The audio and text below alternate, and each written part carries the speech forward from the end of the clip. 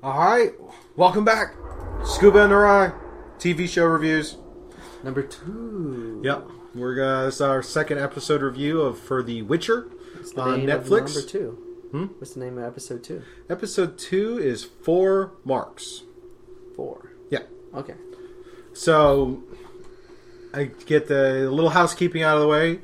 Number 1, spoilers abound. So if you have not watched The Witcher on Netflix, go watch The Witcher on Netflix. Check it out, and be warned that the show is definitely not kid-friendly, so be warned. But check that out, come back, listen to our review of it, and there'll be a card. Could be a card link to go to the first episode, which will be in a playlist of all of the Witcher episodes that we're going to do. Also, shout out and a thank you to Syrinscape for the background music that you're hearing while we're talking, or in between as we talk. And with that, let's kind of get into it. So, spoiler, episode 2. Episode 2 is where we get introduced to Yennefer, which I apologize, I thought it was the first episode, but things bleed together with this story. Oh, yeah, it's definitely, as you get into the latter stuff, it just kind of all goes. Yes. But this is where, you see, the first episode we had Geralt and Ciri. Yes. This one, we have a good chunk is dedicated to Yennefer. Yes. And then we have a bit with Geralt, and then a tiny little bit with Ciri. Tiny little bit. But there's a reason. There's 3. We're now following the 3 characters. So we start off with Yennefer. First, to be honest, it took me a minute to realize it was Yennefer. Oh, yeah, like I said before we started this episode, I knew it was her, but it almost got jittered because of the way she looked. But then I realized it's a mage in training, which one of the most powerful mages in the books. Well, with that, we're talking about the fact that Yennefer is deformed. She's got a hunchback. Something's messed up with her jaw. Yeah. She does not look like Yennefer of Vengerberg that we see in the games or in the promo artwork for the show. Mm-hmm. This is, whoa, wait, what's going on? Yeah, but I think that's reasons credit to the actress and the makeup. Yes, it gives you like this. From first to second episode, you see a good mixture of CGI and practical, but there's an infusion between both because you don't really one doesn't outweigh the other. It just kind of blends together, and the fact that she makes you care about her flaws, both mental her and plights, physical. The fact her father sold her for when she felt like that was he sold her for like $20. Yeah, he just kind of just threw her aside. It's like, let me get a couple Snickers and here you can have her. Yeah, all that because she was she exercised her magic and teleported. Yes. So, but yeah, that was, and then her going through that training, the initial training, to find out it's like okay. Which is great. It's another example of what happened in the first episode where it was exposition without looking right in the camera and saying, this is magic, this is a mage. No. You live through the trials. You live through And I like how they said downfalls. that there are rules. There are rules with the magic. Definite rules with how magic is handled in this world. And it definitely does not feel like magic is this refined science. No. Watching this episode, it shows you that just because it's magic doesn't mean that it's perfect. No. So that's Yennefer. Yep. Next storyline is we're going to talk is Geralt. Yes, Geralt. Geralt comes across a bard who, I'll be honest with you, until later in the series, because I don't remember them hearing. I remember hearing the name in this episode. My first thought was this is Dandelion. I thought it was Dandelion at first, and then it's not Dandelion. No. It's Jaskier.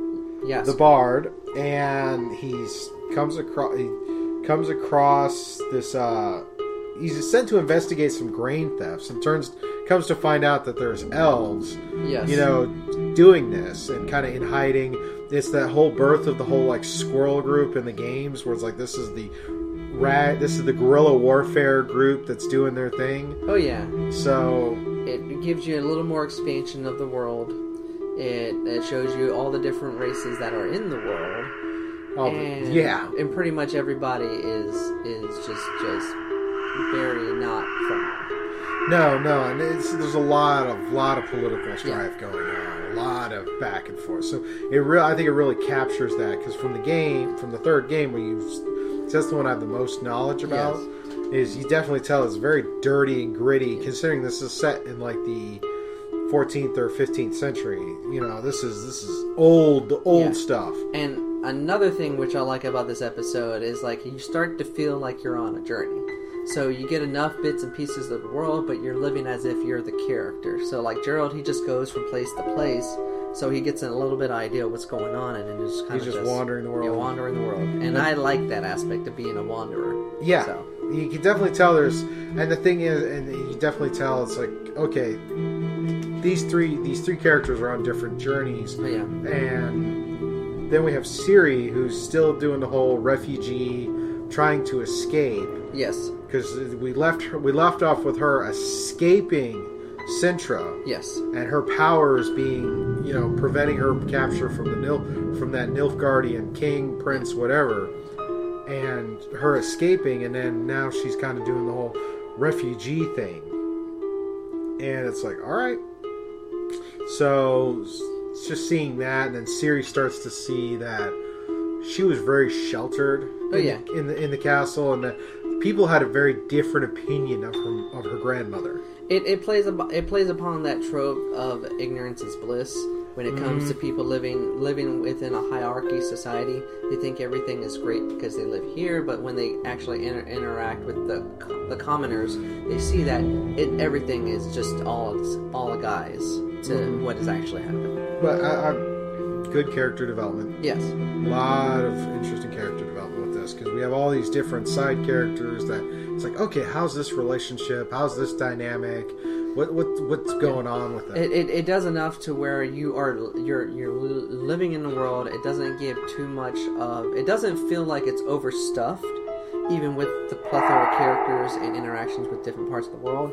It just lets you live within that society, like an everyday occurrence, because it feels like an everyday occurrence. You're not going to know everything around you, but you're going to know bits and pieces. Yes, and that's what I've enjoyed, at least in the first two episodes. You're kind of getting these pieces together. You're not really sure how they all fit, but it's starting to get clearer. You're starting to get, I'll say, a 5% understanding. Things are starting to... You're starting to get an inkling of what's going on. Oh, yeah. But I think this goes to the credit of how the overall season is structured, which we're going to get into as we go on. We don't want to put the cart in front of the horse, so to speak. It's just we're just doing the prelude. But I like how each story has some connection. Yes. Because I know it's like, when you look at this one, it's like you have Yennefer making this connection with this guy. Yeah. And starting to explore her powers.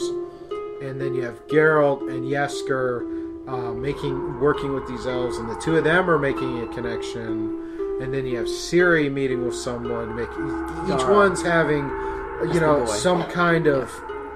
It's like you're seeing three different stories at the same time. Oh, yeah. And you're curious to see how this kind of builds up. Like the first episode, we just had 1 and 1. Yeah. Now we have 3, and then each of them have a cohort they're talking to, or some trial they're about to start going through. So with that, we'll go ahead and wrap up for our episode 2 review.